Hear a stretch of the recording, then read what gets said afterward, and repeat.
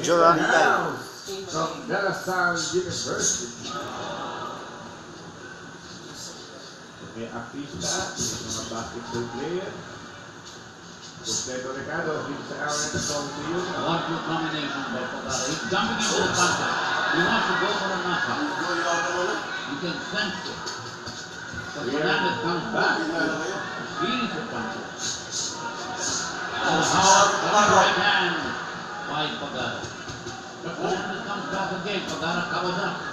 He may not be that fast itong si Hernandez, but every blow is packed with power. We're talking 24 knockouts in 26 wins. Good left By Hernandez. Fernandez.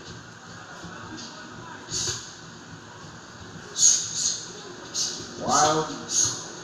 Body touch by Pagara. Di ako to just short.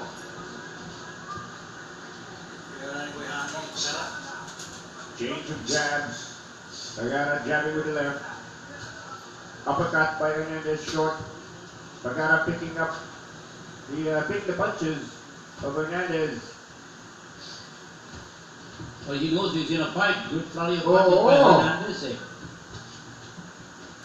Pagara can't afford to take this Mexican for granted because he's connecting with some really good shots. At saka yung kay Hernandez, mga short punches lang, Ronnie. Walang masyadong wastage of energy. Samantalang Pagara tends to win, tends to throw so much energy with his right hand. Short punch na. Sunod-sunod lang si Hernandez. But he's landing, he's catching Pagara coming in. This is the best round para kay Popo Hernandez ng Mexico.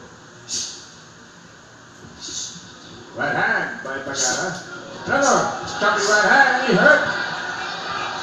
Tumatama si Pagara. Alam mo niyo, gigil na gigil si Pagara. He goes after him, commits with another hard right.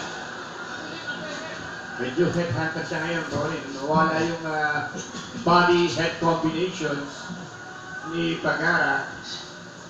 He has become a headhunter.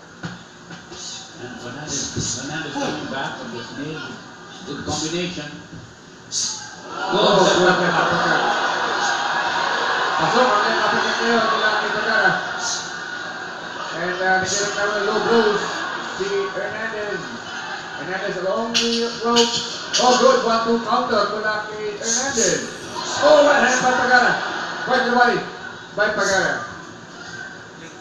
He's battling Hernandez, but he's getting the punches. End of the round.